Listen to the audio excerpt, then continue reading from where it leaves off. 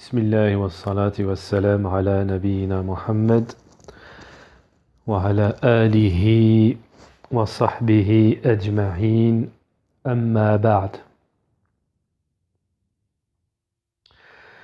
Donc nous étions dans l'explication du hadith عن Imran ibn Hussein radiyallahu anhu.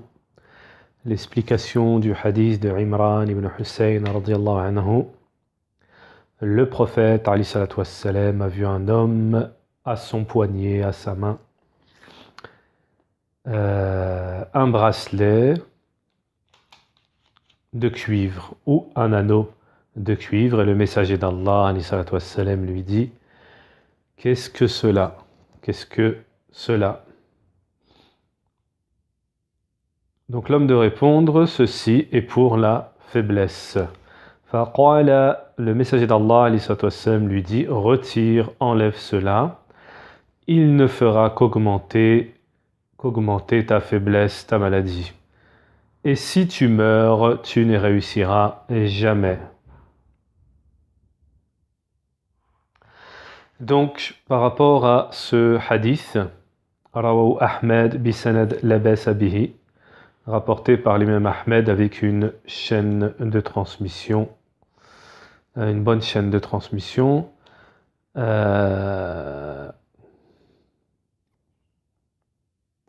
Donc on avait commencé à expliquer ce hadith et on était arrivé à la dernière parole du hadith qui nous dit: si tu meurs dans cette situation, tu ne réussiras jamais. C'est-à-dire, Cheikh Al-Fawzan nous dit: si tu meurs sans te repentir de cela,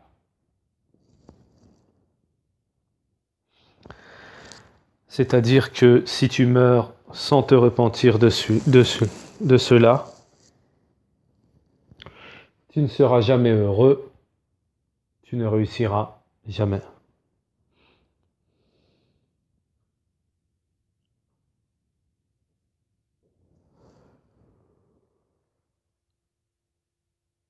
Donc, فهذا فيه الدليل على أن الشرك لا يغفر حتى ولو كان شركا أصغر. Donc, il faut savoir que ceci est une preuve, il y a la preuve ici, que le polythéisme n'est pas pardonné par Allah, bien entendu, que le polythéisme n'est pas pardonné et même si c'est du polythéisme mineur. لا يغفر حتى ولو كان شركا أصغر يعذب به وإن كان لا يعذب تعذيب المشرك شرك أكبر فلا يخلد في النار لكن يعذب بها بقدره. Donc Cheikh Al-Fawzan nous dit: il y a la preuve ici que le polythéisme mineur, Allah Ta'ala ne le pardonne pas et la personne sera châtiée, même si il ne sera pas châtié comme l'associateur du polythéisme majeur. Donc il y a la preuve aussi que celui qui fait ce polythéisme sera châtié, cela n'est pas pardonné par Allah subhanahu wa ta'ala, mais il ne sera pas châtié comme celui qui fait du polythéisme majeur. La yu'adhib ta'dhib al-mushrik shirkun akbar. Fala yukhallid fi an-nar. Il n'ira pas en enfer éternellement. Il n'ira pas en enfer éternellement, mais donc il n'ira pas en enfer éternellement, mais il sera puni, torturé, puni en fonction de celui-ci, c'est-à-dire en fonction de ce polythéisme mineur. قال الشيخ رحمه الله في مسائله فيه شاهد لكلام الصحابة أن الشرك الأصغر أكبر من الكبائر. Donc, il y a aussi la preuve ici par rapport à la parole des compagnons. Il y a aussi la preuve ici par rapport à la parole des compagnons.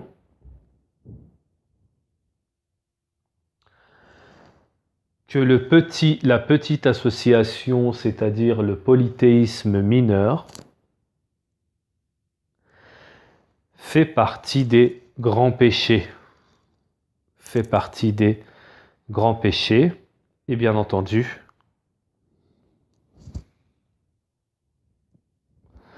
fait partie des grands péchés, c'est que le polythéisme mineur, le shirk al-asghar, fait partie des grands péchés, et le polythéisme mineur, c'est-à-dire la petite association, c'est le plus grand des grands péchés.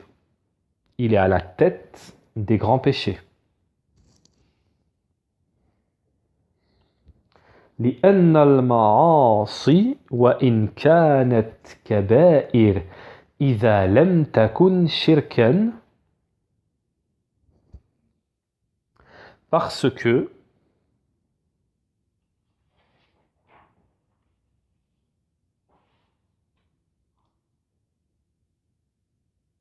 طيب وأيضا لا يغفر على الصحيح. Donc Cheikh Al-Fawzan, il nous dit également, le petit polythéisme, l'association mineure, n'est pas pardonné selon la parole qu'il emporte. Ça veut dire quoi?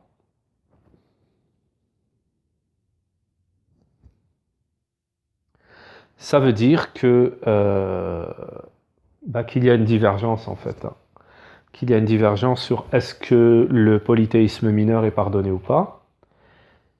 Cheikh Al-Fawzan a la position ici qu'il n'est pas pardonné, que la petite association n'est pas pardonnée.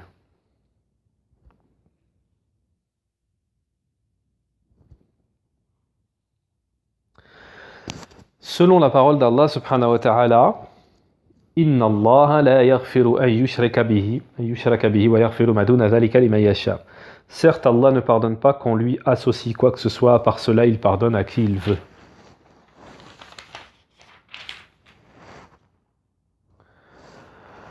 À part cela, il pardonne à qui il veut. Donc on peut aussi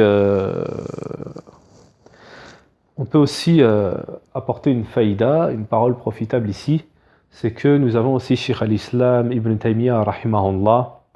Lui, il a cette position, la même que Cheikh Al-Fawzan, c'est-à-dire que le polythéisme mineur, il est au même niveau, il n'est pas pardonné, il est au même niveau que le polythéisme majeur. Donc voilà. Et le dalil que apporte Cheikh al-Islam, il est fort. Il est fort. Donc le dalil qu'apporte Cheikh al-Islam Ibn Taymiyyah rahimahullah, c'est le même verset que nous venons de citer. Certes, Allah ne pardonne pas qu'on lui associe quoi que ce soit, par cela il pardonne à qui il veut. Cheikh al-Islam, son dalil, c'est que le polythéisme, ici dans ce verset, il est mentionné à l'indéfini. Il est mentionné à l'indéfini, ce qui nous indique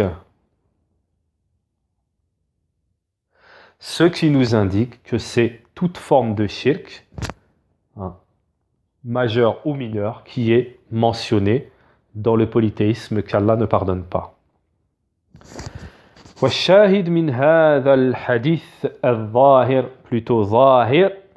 Donc le point témoin dans ce hadith, c'est que le prophète alayhi salatu wassalam a désapprouvé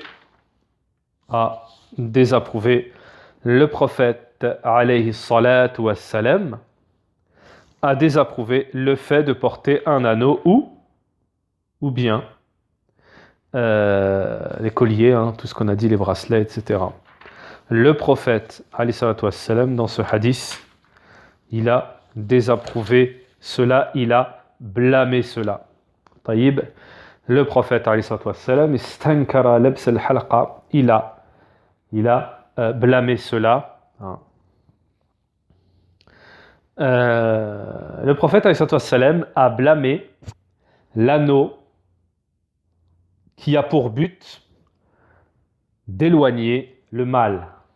Le prophète alayhi salatu wassalam a blâmé de porter un anneau qui a pour but de se protéger du mal. Et il a informé que cela ne fera qu'augmenter pour la personne la maladie.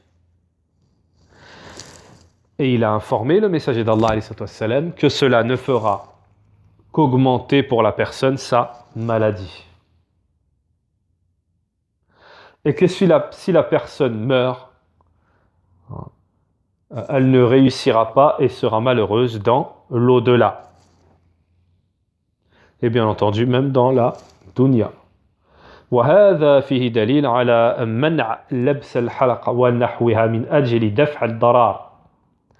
Cela, ici, il y a la preuve de l'interdiction de porter un anneau ou autre pour se défendre de ce qui est nuisible. Ici, nous avons l'interdiction de porter un anneau ou autre pour se défendre de ce qui est nuisible. Ou alors se défendre du mauvais œil. Ou alors se défendre du mauvais œil. Ou alors toute autre chose qui a pour but un mauvais but. Qui a pour but un mauvais but. Alors, ensuite, donc, et à cet exemple, c'est-à-dire fait partie de la même chose. Le fait d'accrocher, de mettre des fils ou des anneaux ou des colliers sur ses chevilles.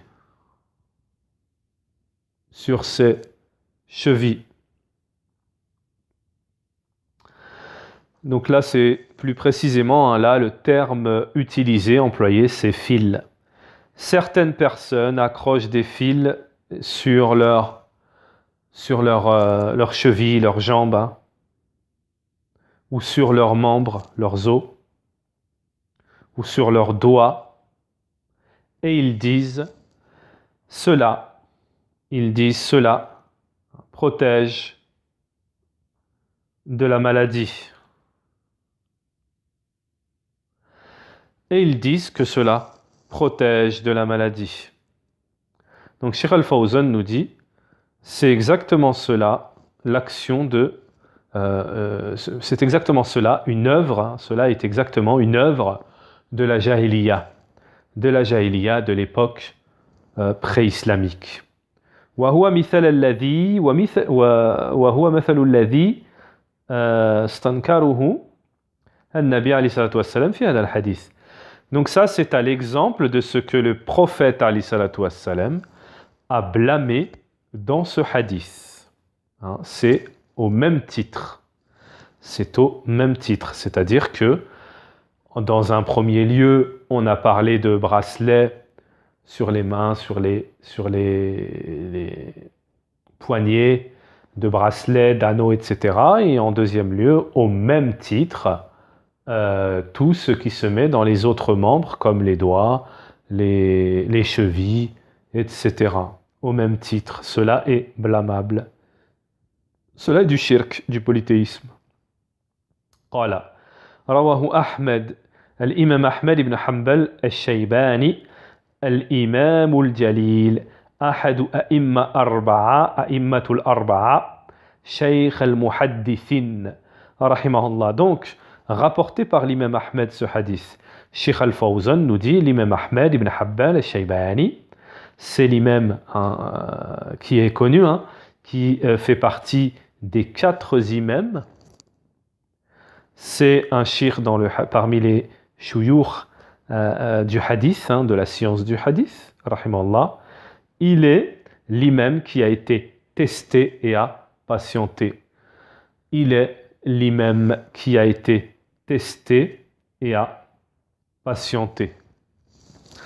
Qui a été testé et qui a patienté. Qui est celui, l'imam Ahmed, qui est celui qui a été testé, éprouvé, torturé et qui a patienté? Il a été testé dans sa croyance,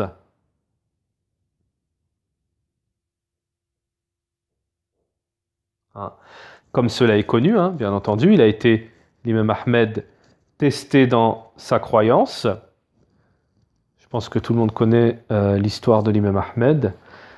Ala kulli hal, Cheikh va nous expliquer, je pense.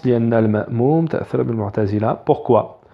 Donc, l'imam Ahmed a été à l'époque éprouvé par les gens du peuple de Bani Abbas, parce que la majorité des gens à l'époque, ils étaient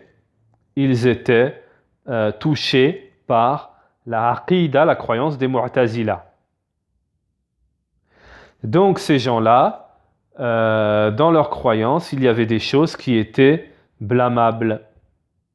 Donc parmi ces choses-là, Cheikh Al-Fawzan nous dit, le fait de dire que le Coran est créé, wa'iyadun billah, qu'Allah nous en protège. Et parmi ces choses-là aussi,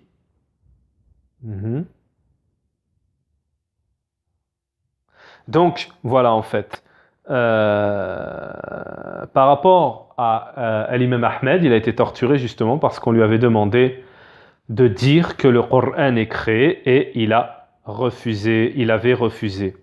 Taïb. Donc les Mu'tazila, ils avaient propagé beaucoup de mauvaises croyances, et pourquoi? Parce qu'ils avaient réussi à détourner ce khalifa, cet état à l'époque. Donc dans cela, nous avons le fait du danger, nous dit Cheikh Al-Fawzan, des groupes égarés. Le danger des groupes égarés et le danger de ces personnes qui s'en rapprochent, qui sont proches de ces groupes égarés. ولهذا كان السلف يحذرون من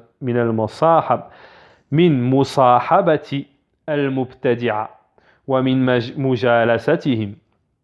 Donc c'est pour cela que les salafs, c'est-à-dire les pieux prédécesseurs, mettaient en garde. C'est pour cela que les pieux prédécesseurs mettaient en garde d'accompagner c'est-à-dire de fréquenter les innovateurs et de s'asseoir avec eux.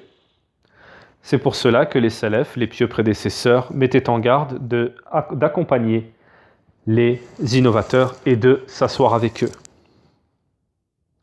لأنهم يؤثرون على من. Pourquoi? Parce que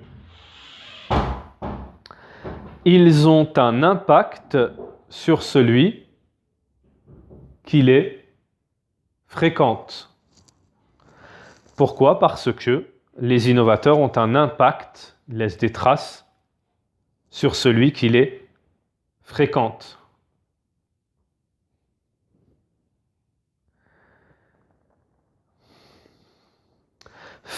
فهؤلاء لما صاحبوا هذا الخليفة. Donc Cheikh Al-Fawzan nous dit استمالوه معهم. Ceux-là, c'est-à-dire les Mu'tazila, les innovateurs, lorsqu'ils se sont mélangés, ont accompagné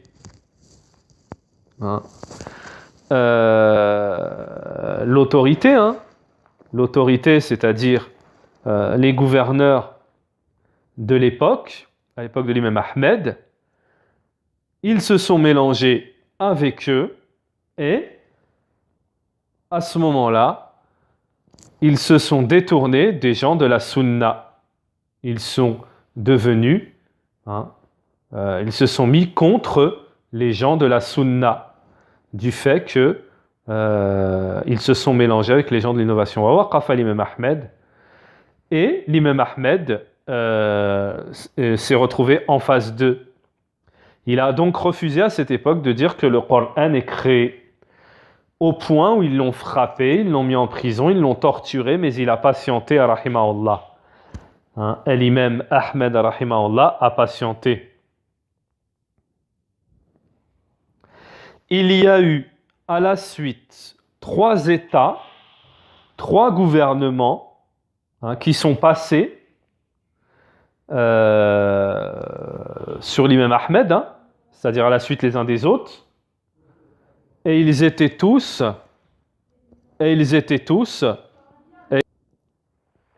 donc tous ces 3 gouvernements qui sont passés à la suite, ils étaient tous contre l'imam Ahmed. Ils étaient tous contre l'imam Ahmed, rahimahullah.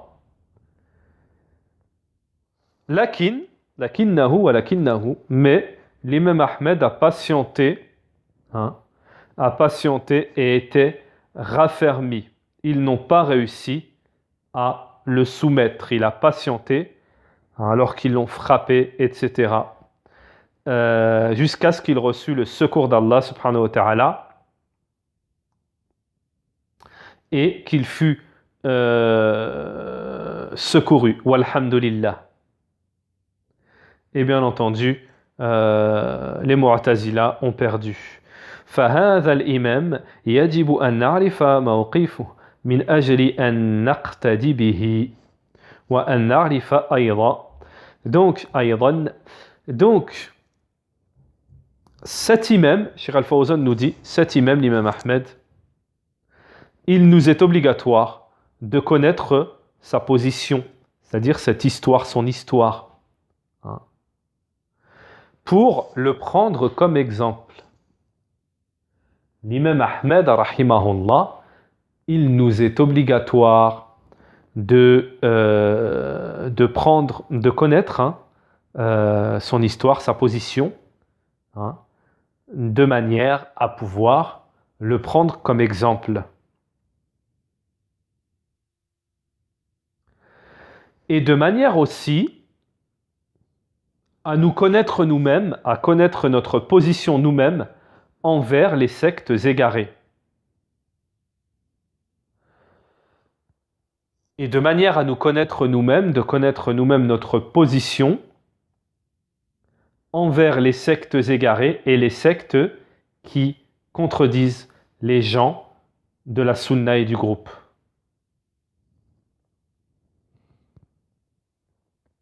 Envers les sectes égarées et les gens qui contredisent, et les sectes, les groupes qui contredisent les gens de la sunna et le groupe. Hatta la natasah ma'aha. Jusqu'à ce qu'on ne soit pas laxiste, négligent sur cela.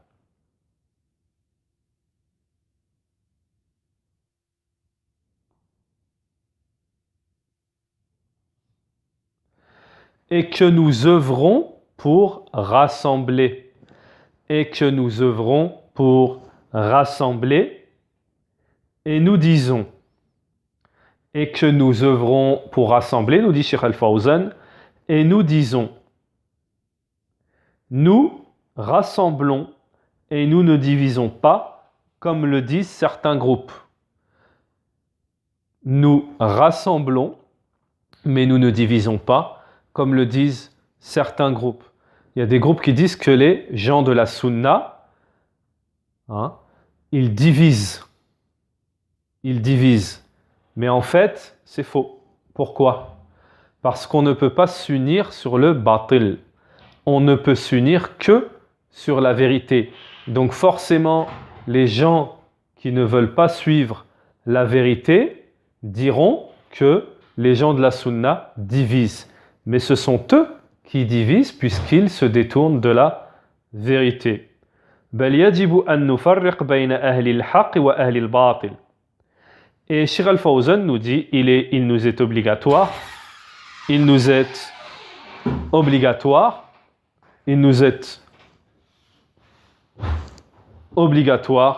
de séparer entre les gens de la vérité et les gens du faux. Nous sommes avec les gens de la vérité, même s'ils sont peu, et nous ne sommes pas avec les gens du faux, même s'ils sont beaucoup.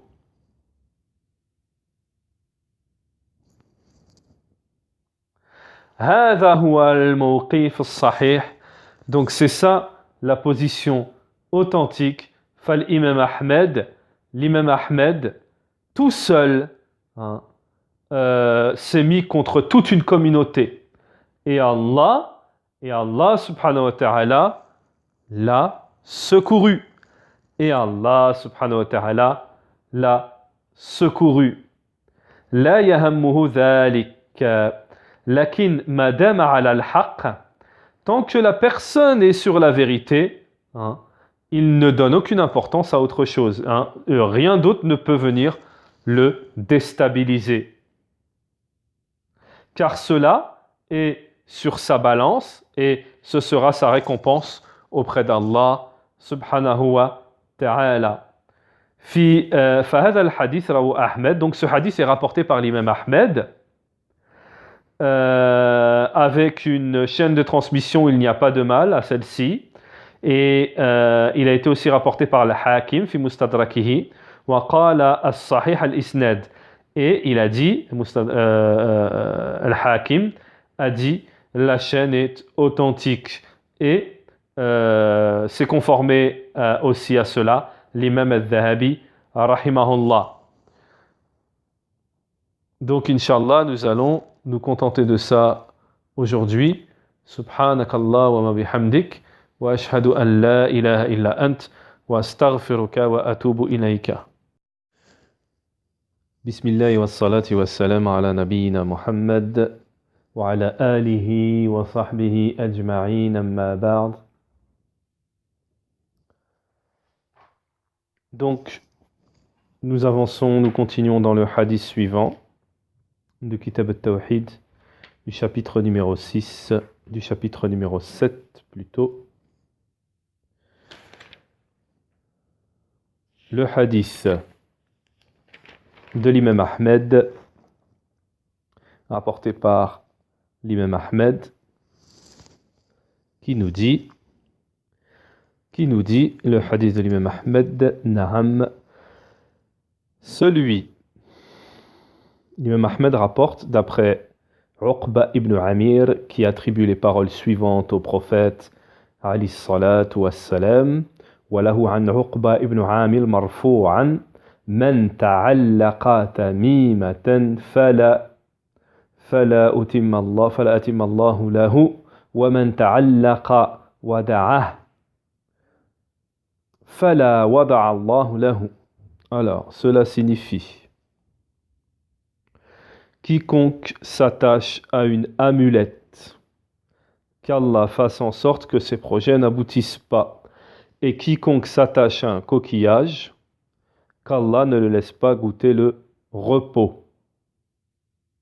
Dans une autre version du hadith, il est dit « Quiconque porte une amulette a commis un acte de polythéisme. » Aura commis un acte de polythéisme. Tayyib. Donc, Inch'Allah, nous allons expliquer ça.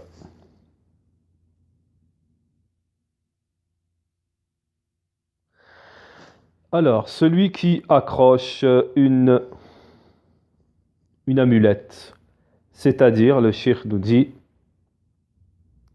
celui qui accroche cela sur son corps, ou, il y a deux choses, donc c'est-à-dire, celui qui accroche cela sur son corps, ou qui l'accroche, ou qui plutôt s'accroche avec son cœur, s'y accroche avec son cœur. Donc qu'est-ce que ça veut dire, celui qui accroche? Il y a deux Il y a deux sens.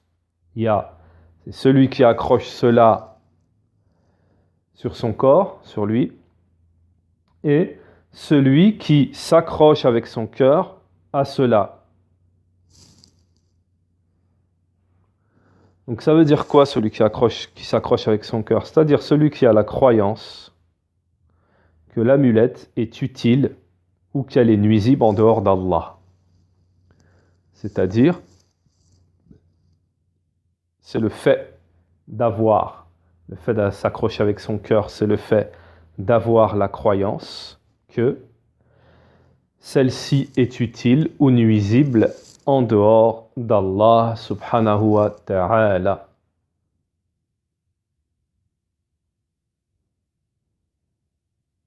Tamima at-tamima. Donc,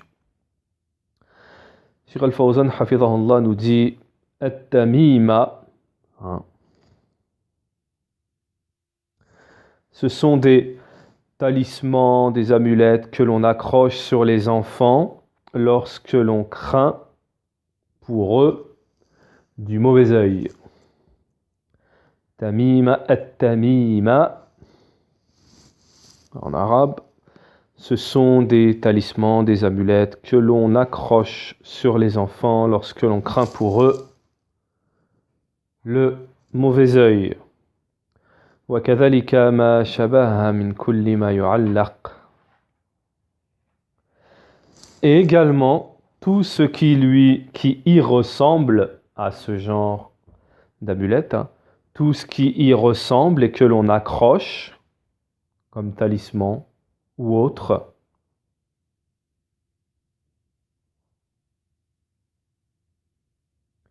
Donc cela n'est pas spécifique, cela n'est pas particulier pour les talismans ou les amulettes. C'est tout ce qui y ressemble.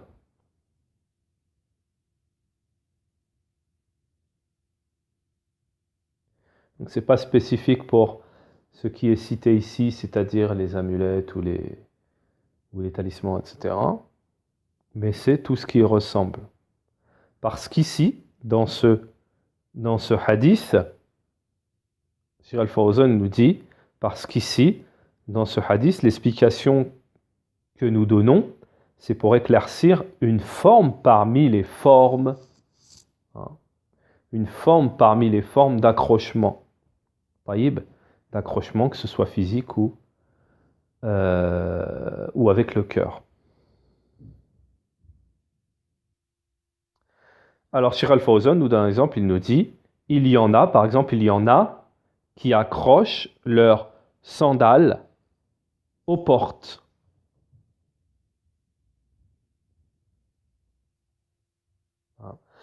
Il y en a qui accrochent leurs sandales aux portes.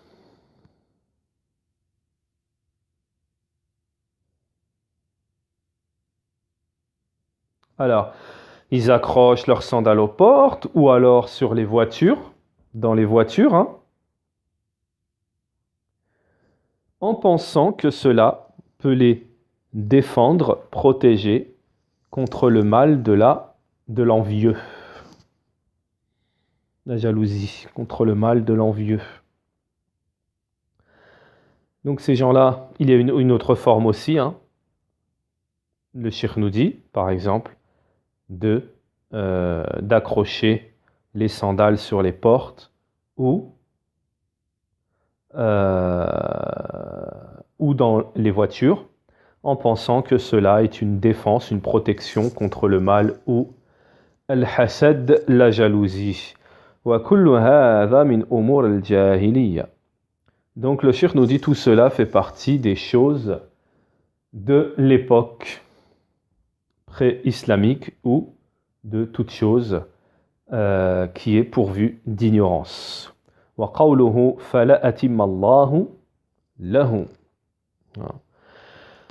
Donc, nous continuons la suite du hadith lorsque le messager d'Allah alayhi salatu wassalam, nous dit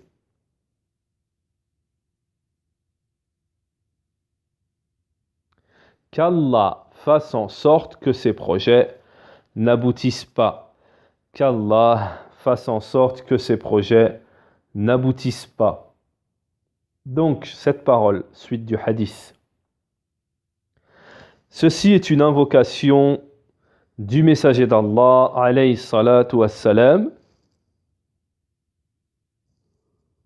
Ceci est une invocation du messager d'Allah, alayhi salatu wassalam, d'Allah ta'ala, بِأَنَّ اللَّهَ لَا يَتِمَّ لَهُ أُمُورُهُ. C'est-à-dire qu'Allah subhanahu wa ta'ala ne lui fera pas aboutir.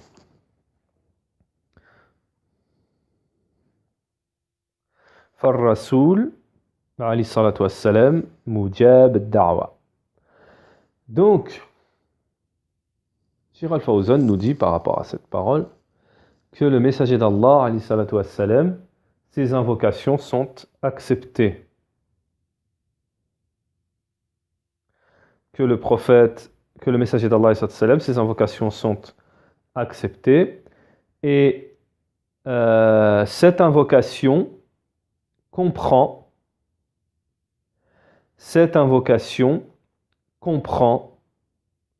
tout ce que l'on accroche sur soi-même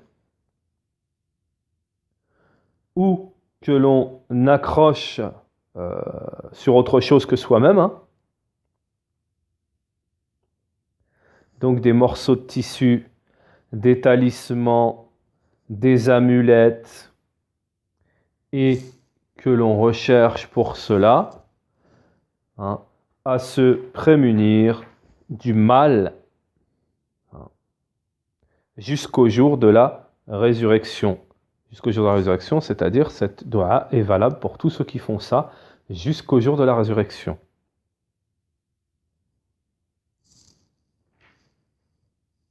Alors, sauf celui qui se repent envers Allah subhanahu wa ta'ala, faman taba taba Allahu alayhi, celui qui se repente, Allah, hein, lui pardonne, accepte son repentir. Celui qui ne se repent pas, Allah, hein, ne lui donne pas la réussite dans ses affaires. C'est-à-dire que ces projets, celui qui ne fait pas tawba sur ça, ces projets n'aboutiront pas. C'est-à-dire tout ce qu'il veut, tout ça et tout, il n'atteindra pas son but.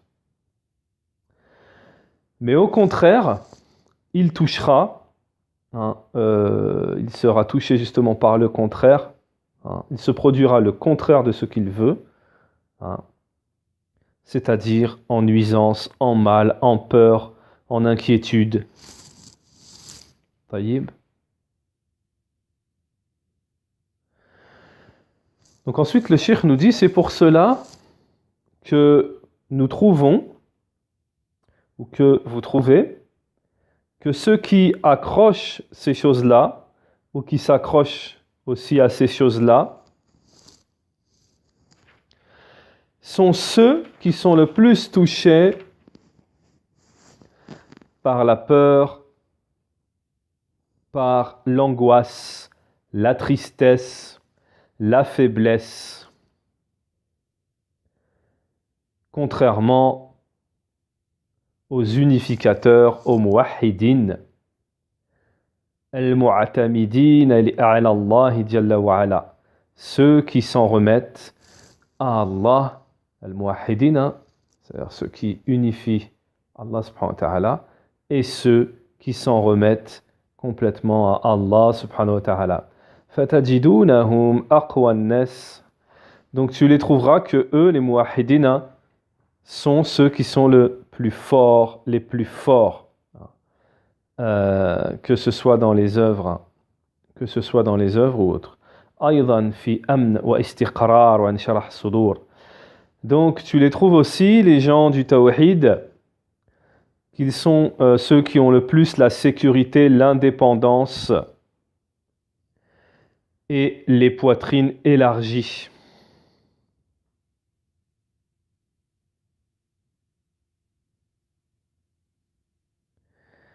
parce qu'il croit en Allah subhanahu wa ta'ala. Seul, parce qu'il croit en Allah seul, Jalla wa ala. Et qu'il s'accroche à Allah seul. Allah leur suffit. Et qu'ils s'accrochent à Allah seul et Allah leur suffit. Subhanahu wa ta'ala.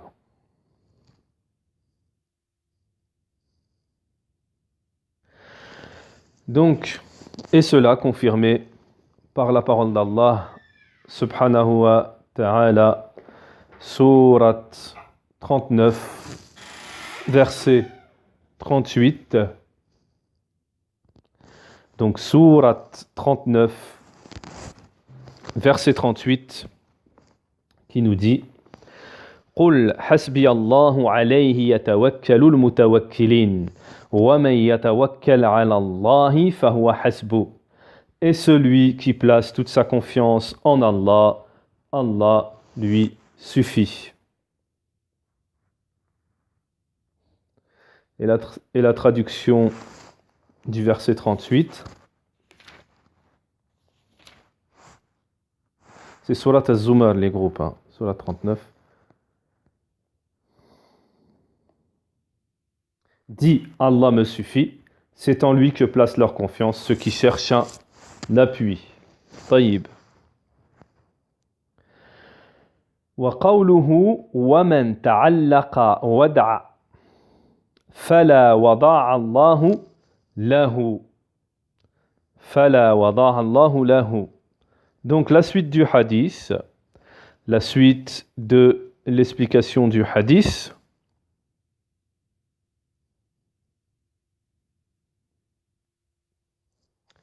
Naam. Donc la traduction en français, qu'Allah fasse en sorte que ces projets n'aboutissent pas, et quiconque s'attache à un coquillage, qu'Allah ne le laisse pas goûter le repos. Et quiconque s'attache à un coquillage, qu'Allah ne le laisse pas goûter le repos. Alors, Cheikh Al-Fawzan nous dit Na'am al-wada'. Taïb, on a dit le wada', c'est le coquillage. Cheikh Al-Fawzan nous dit c'est une chose qui ressort de l'océan. Donc, le coquillage, c'est une chose qui ressort de l'océan. Donc, les associateurs, que font-ils? Ils accrochent les coquillages sur leur poitrine, comme collier, ou sur leur cou, ou alors sur leur monture. Les coquillages sur leur poitrine, sur les coups, sur les montures, pour se protéger du mauvais œil, pour se protéger du mauvais œil. Fala wada Allahu lahu ay. Donc, celui qui fait ça, toujours l'invocation du prophète alayhi salatu wassalam, qui dit celui qui fait ça ne connaîtra, ne le laisse pas goûter le repos. Ne le laissera pas, Allah ne le laissera pas goûter le repos. Alors,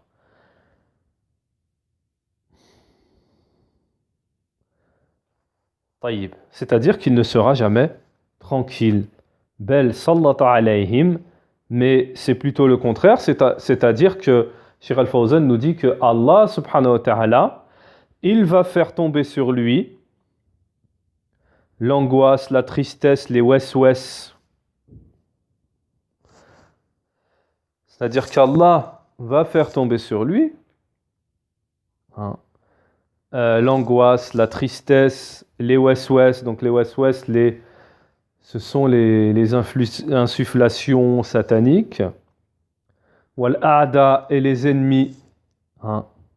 Jusqu'à ce qu'il se trouvera inquiété, angoissé, il sera dans cette position, tout le temps dans cette position, constamment angoissé, dans les wes-wes, dans la tristesse, etc. Donc ceci est l'invocation du prophète, alayhi salatu wassalam. Ceci est l'invocation du messager d'Allah, alayhi salatu wassalam, c'est-à-dire qu'il ne trouvera pas le repos, ni l'indépendance, ni la sécurité. C'est-à-dire que la personne qui s'accroche dans les deux sens, qui accroche ces choses-là sur lui-même, ou qui accroche les coquillages, qui s'accroche avec son cœur au coquillage, il ne goûtera pas ni à la tranquillité, ni à l'indépendance, et ni à la sécurité. Il sera constamment dans la peur, dans l'angoisse, l'inquiétude, tout le temps. Il aura peur de toute chose. Il aura peur de toute chose. Il a an yatoub ila Allah, jusqu'à ce qu'il se repente envers Allah subhanahu wa ta'ala. Donc le cheikh nous dit, donc jusqu'à ce qu'il se repente envers Allah subhanahu wa ta'ala, le cheikh nous dit, donc il apparaît ici que cela est valable pour toutes les choses. Toutes les choses, c'est-à-dire toutes les choses auxquelles on se raccroche en dehors d'Allah.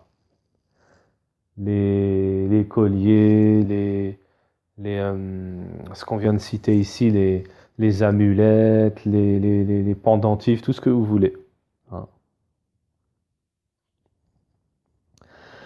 Donc le cheikh nous dit, ces gens-là, tu les trouveras les gens qui sont les plus inquiets, angoissés, avec de la peur. C'est-à-dire que ils craignent toute chose, tout ce qui est détestable, chaque seconde,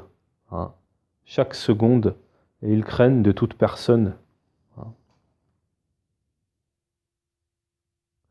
قال وفي الرواية يعني للإمام أحمد رحمه الله. Donc dans une autre version, de l'imam Ahmed rahimahullah, قال من تعلق تميمة فقد أشرك. Donc dans une autre version de l'imam Ahmed, on nous dit, quiconque porte une amulette a commis un acte de polythéisme. Quiconque porte une amulette aura commis un acte de polythéisme. Donc, Cheikh Al-Fawzan hafidhahullah nous dit, ceci est un plus, un rajout, un plus sur l'invocation, par rapport à l'invocation du messager d'Allah, alayhi salatu wassalam. Donc c'est un rajout, c'est un plus par rapport à l'invocation du messager d'Allah, alayhi salatu wassalam, c'est-à-dire que cela est du polythéisme. C'est-à-dire que cela est du polythéisme.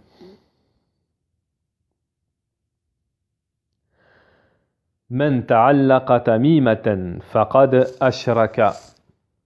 Donc ceci est un plus par rapport au fait, c'est-à-dire par rapport au fait de l'invocation du prophète sallam, du fait que la personne ne réussira pas, qu'elle ne sera pas tranquille, en plus de ça, elle aura commis du polythéisme. فَهَذَا تُصِيبُهُ مُصِيبَةً مُصِيبَةً. Donc ici, les gens qui sont dans ce cas-là, dans cette situation, de porter des coquillages, des amulettes, etc., ils sont touchés par deux calamités. Ils sont touchés par deux calamités.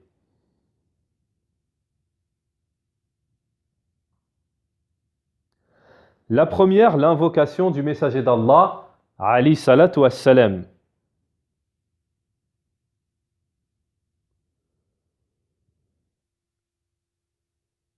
l'invocation du messager d'Allah, alayhi salatu wassalam, bien entendu, contre eux. Et la deuxième chose, la calamité dans leur, l'épreuve dans leur croyance, dans leur dogme.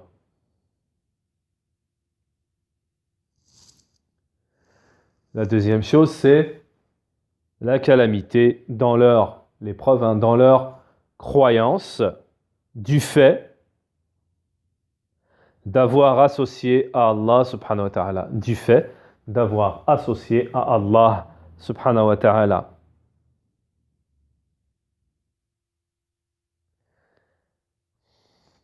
Du fait d'avoir associé à Allah subhanahu wa ta'ala, dans le fait de prendre ces choses-là. Cheikh Al-Fawzan nous dit dans le fait de prendre ces choses-là, c'est-à-dire de s'accrocher aux amulettes, aux coquillages, etc.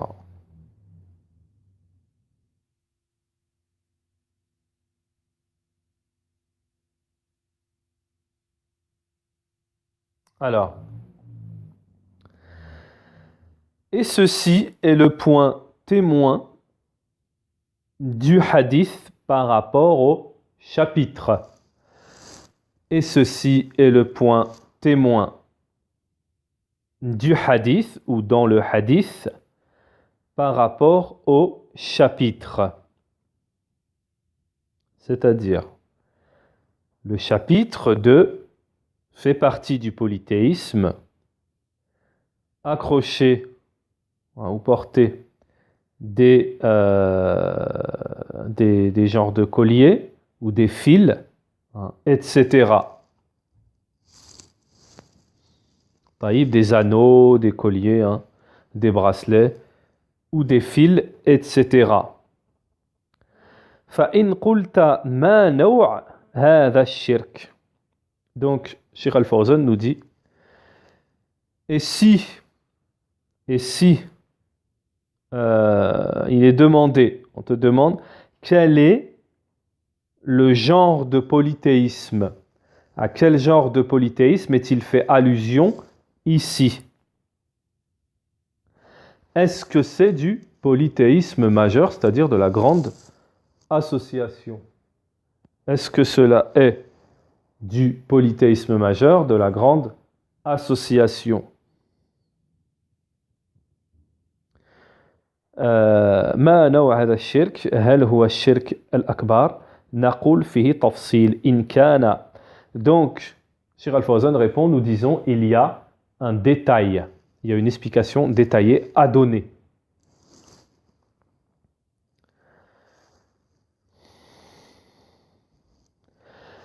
Donc, si la personne a la croyance que cette chose, amulette, bracelet, ce que vous voulez, que cette chose le protège indépendamment d'Allah, que c'est cette chose qui va le protéger indépendamment d'Allah subhanahu wa ta'ala, alors là, en dehors d'Allah, indépendamment d'Allah, là c'est du grand polythéisme qui fait sortir de la religion. Tandis que, et ça c'est une règle très importante, c'est comme ça qu'on fait la différence quand c'est de la grande association et quand c'est de la petite association. Attention, c'est une règle très importante. Et si la personne a la croyance que cette chose-là, amulette, coquillage, ce que vous voulez, n'est qu'uniquement une cause pour être protégée, mais c'est Allah, le protecteur, alors là, c'est du polythéisme mineur. Pourquoi? Ça aussi, c'est à retenir, c'est une règle. C'est parce qu'Allah, subhanahu wa ta'ala, n'a pas rendu, n'a pas fait, que cette chose est une cause, ne l'a pas rendue cause. C'est pas ça les causes dans la religion. Ça, ce n'est pas une cause. Ça, ce n'est pas une cause. Alors, Inch'Allah, on va réexpliquer la règle. Parce que des fois, cette règle, on ne la comprend pas du premier coup. Lorsque quelqu'un il va mettre une amulette, ou alors il va prendre un coquillage, il va se l'attacher sur lui, tout ce qu'on vient de citer, les amulettes, les coquillages, les fils, les colliers, les bracelets, tout ce que vous voulez. Si on veut savoir quand est-ce que c'est du grand polythéisme ou quand est-ce que c'est du petit polythéisme, étant donné que le polythéisme se divise en deux catégories, le grand polythéisme et le petit polythéisme. Donc là, par rapport à cette question, quand quelqu'un il met une amulette, on ne va pas lui dire tout de suite, tu es un associateur, tu sors de l'islam. Le cheikh ici, il nous dit, il y a un détail pour savoir d'abord si c'est du grand ou du petit polythéisme, il y a un détail. Le cheikh nous dit, si, lorsqu'il porte ces choses-là sur lui, il a la croyance que cette chose-là, c'est elle-même cette chose-là qui te protège. Et rien d'autre. C'est ce coquillage qui te protège. Contre ce que vous voulez, le in, la maladie. Là, c'est du grand polythéisme. Parce que le vrai protecteur, c'est Allah. Et toi, tu as pris autre qu'Allah pour te protéger. Donc là, on dira c'est du grand polythéisme. On peut citer autre chose, un autre exemple, comme ils appellent ça la main de Fatma.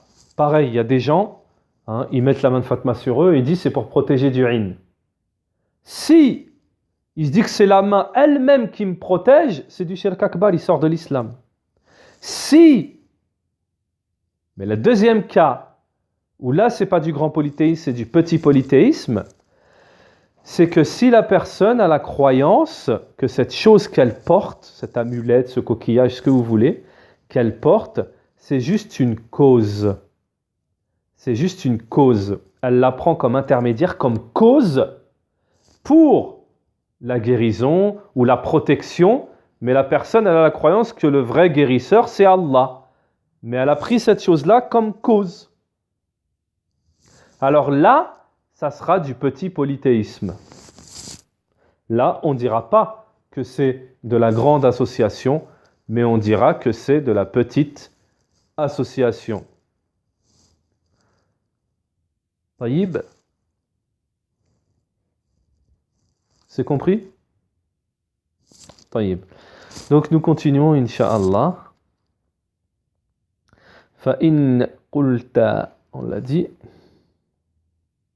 طيب.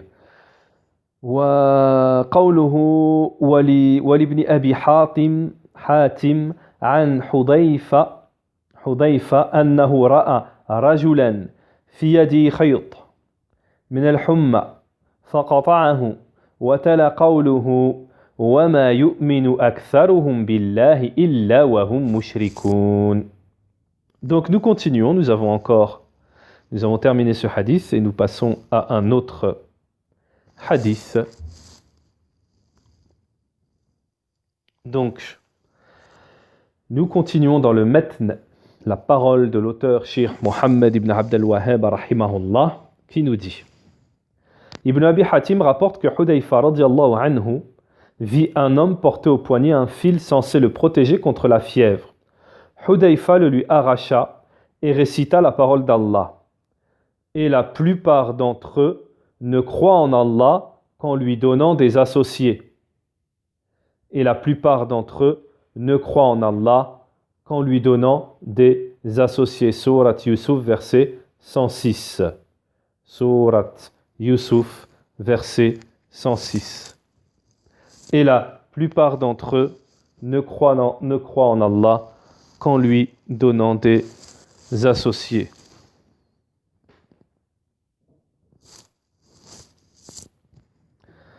Donc on a dit Surat Yusuf, verset 106. Taïb.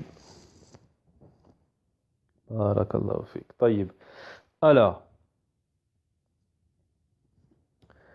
يعني اتخذه أن يقيه من الحمى. C'est-à-dire, alors Cheikh Al-Fawzan nous dit par rapport à cette parole, c'est-à-dire que l'homme a pris ce fil pour être protégé de la... Il avait mis ce fil pour être protégé de la fièvre.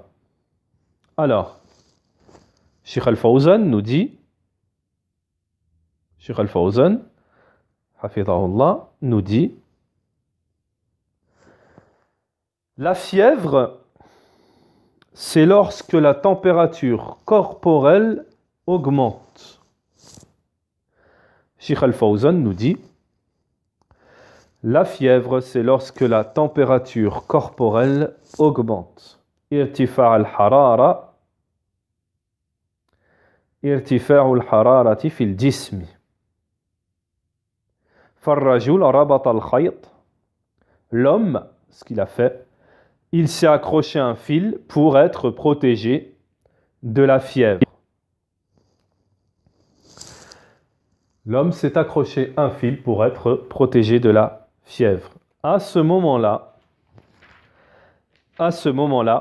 Hudayfa ibn al-Yaman lui dit,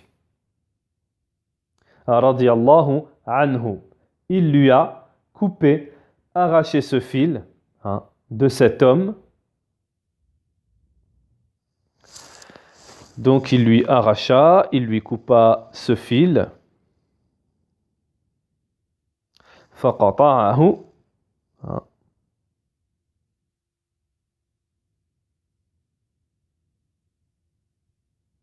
Donc, il lui arracha ce fil.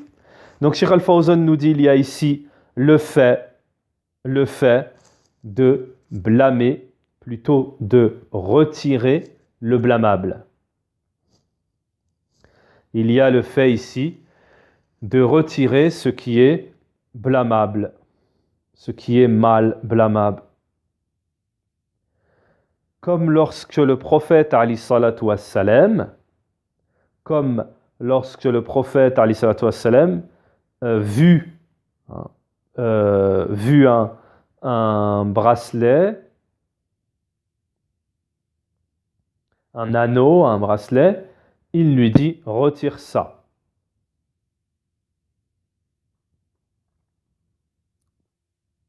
Donc, ensuite, Hudayfa ibn al-Yaman radiyallahu anhu lui lisa la parole d'Allah subhanahu wa ta'ala qui dit et la plupart d'entre eux ne croient en Allah qu'en lui donnant des associés.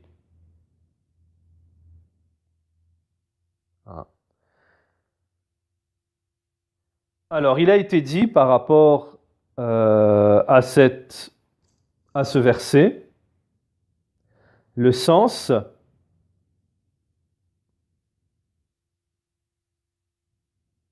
Cheikh Al-Fawzan nous dit par rapport à ce verset, le sens, c'est-à-dire qu'il ne croit, à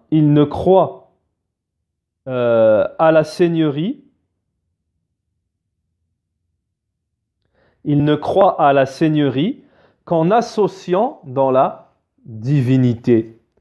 Il ne croit à la seigneurie qu'en associant dans la divinité.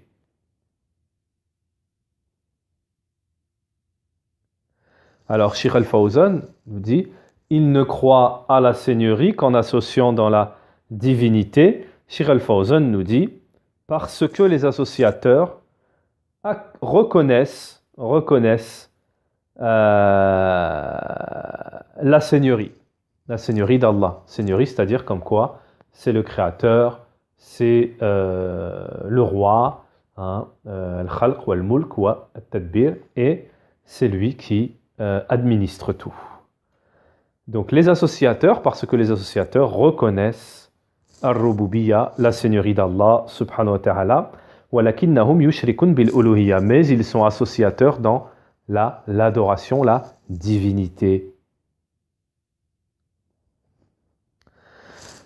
Ils sont associateurs dans la divinité, l'adoration. Ou bien l'association majeure, ou bien de l'association majeure, ou bien de l'association mineure. Ou bien de l'association majeure, ou bien de l'association mineure. Alors, Cheikh nous dit, le fait d'accrocher un fil, le fait de s'accrocher à un fil, ça revient à l'explication que nous avons donnée précédemment, que nous avons détaillée précédemment dans le hadith précédent. Le fait d'accrocher un fil, en gros, c'est comme s'accrocher une amulette ou s'accrocher un bracelet, un anneau, un coquillage, etc. إذا كان يرى أن النفع والضرر بيد الله. Alors, si la personne, comme on l'a vu précédemment, nous dit le cheikh, si la personne voit que ce fil est utile ou nuisible,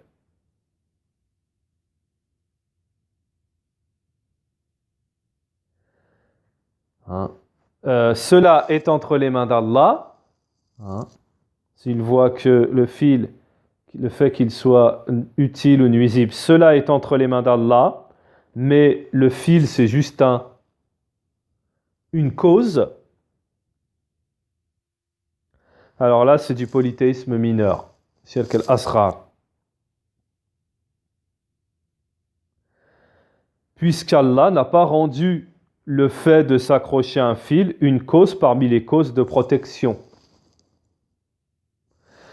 Puisqu'Allah n'a pas rendu le fait de s'accrocher à un fil comme cause parmi les causes de protection, donc c'est ce qui fait que c'est du polythéisme mineur. Mais, tandis que s'il s'en remet entièrement à ce fil, en dehors d'Allah, dans la protection de ce qui est nuisible, tandis que s'il s'en remet entièrement à ce fil, en dehors d'Allah, dans la protection de ce qui est nuisible, cela est du shirk akbar, du polythéisme majeur.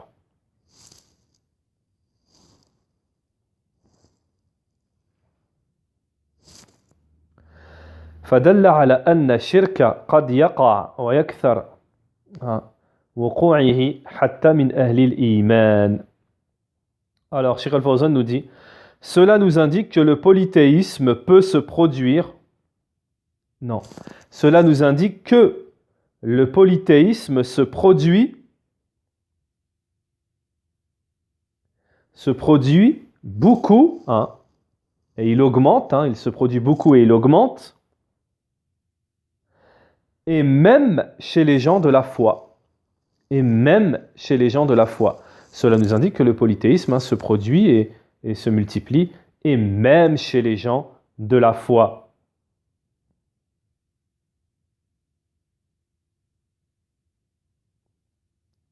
Alors le cheikh nous dit, si on fait allusion au polythéisme mineur, si on fait allusion au shirk al-asghar, au polythéisme mineur, le polythéisme mineur peut toucher le croyant. Le polythéisme mineur, le shirk al-asghar, peut toucher le croyant.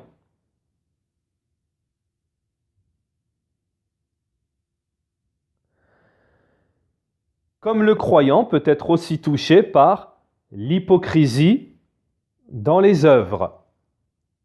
L'hypocrisie dans les œuvres.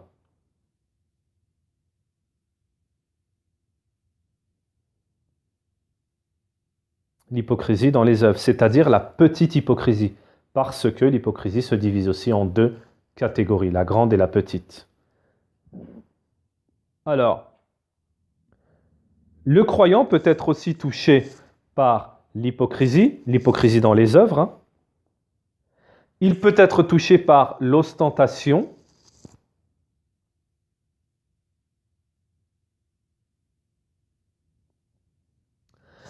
Il peut être aussi le croyant touché par l'ostentation.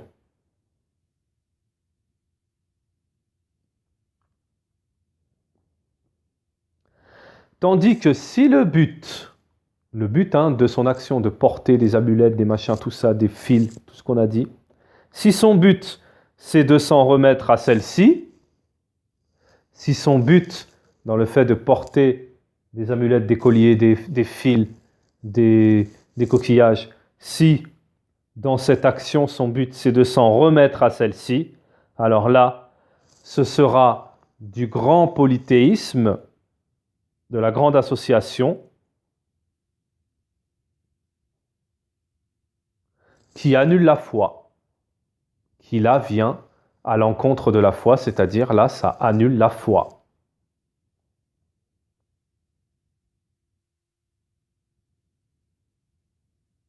Le grand polythéisme, il ne se mélange pas avec la foi, comme la grande mécréance. Donc, Sheikh Al-Fawzan nous dit فَالشِّرْكَ الْأَصْغَرْ يَنْقُص الْإِيمَانِ. Donc, le Sheikh nous dit le petit polythéisme, le polythéisme mineur, vient diminuer la foi. Il vient diminuer l'unicité, le tawhid. Le polythéisme mineur, il vient diminuer la foi.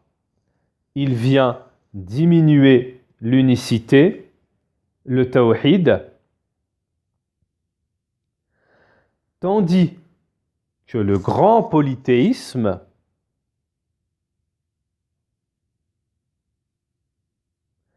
il est la négation de la foi et la négation de l'unicité, c'est-à-dire qu'il annule la foi et il annule l'unicité. Tandis que le grand polythéisme annule la foi et annule l'unicité.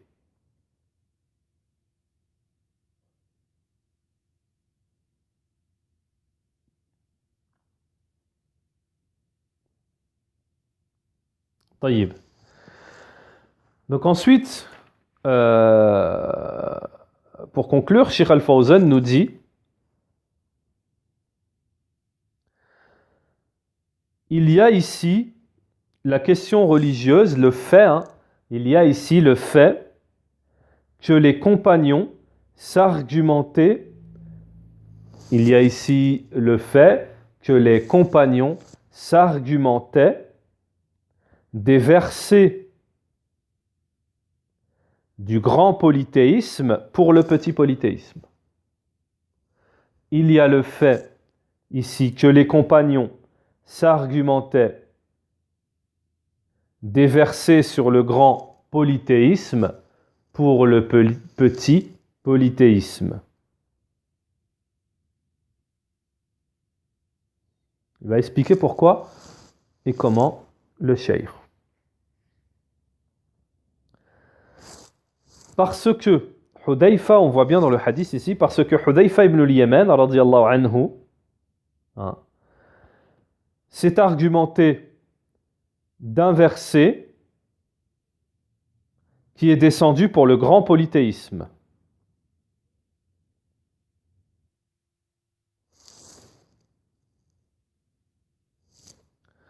Pour blâmer le petit polythéisme.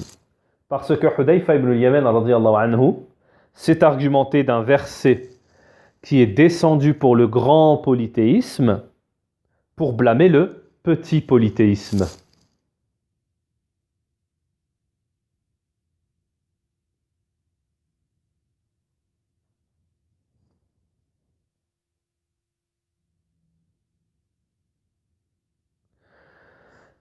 Alors, ensuite le cheikh nous dit Hada, et cela, l'explication du verset fait allusion aux gens de la Jahiliya. Et l'explication de ce verset fait allusion aux gens de la Jahiliya. Parce que les gens de la Jahiliya reconnaissent l'unicité de la seigneurie, parce que les gens de la Jahiliya de l'époque pré-islamique reconnaissent l'unicité de la seigneurie, mais ils associent dans l'unicité de la divinité. mais ils associent dans l'unicité de la divinité. Parce que, donc, l'explication de ce verset, ce qui est voulu ici, parle des gens de la Jahiliya. Parce que les gens de la Jahiliya reconnaissent l'unicité de la Seigneurie, mais ils associent dans l'unicité de la divinité.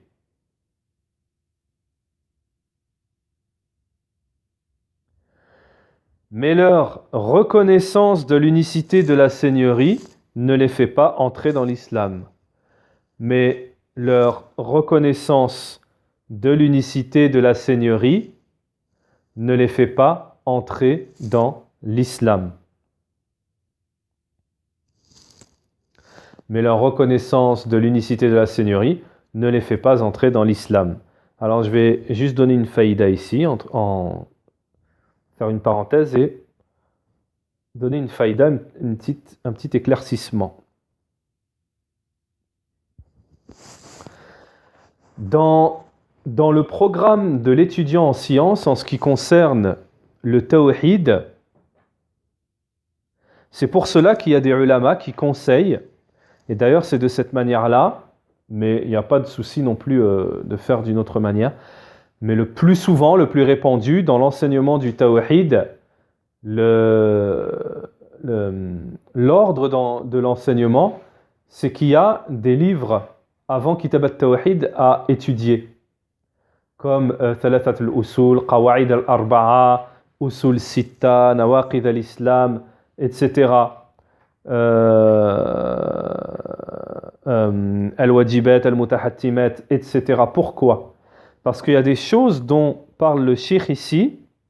Les gens qui ont déjà étudié Tawhid avant, qui ont déjà fait des livres dans Tawhid avant, ces livres-là, eh ben, ils ont déjà un bagage qui fait qu'ils comprennent à 100% tout ce que dit Cheikh Al-Fawzan. Lorsqu'on parle de Tawhid Rububiyya, ils ont tout compris. Lorsqu'on parle de Tawhid Al-Uluhiyya, ils ont tout compris. Ils connaissent les taqsimet, c'est-à-dire les subdivisions, le shirk akbar, tout ça ils connaissent, l'hypocrisie, tout ça ils connaissent.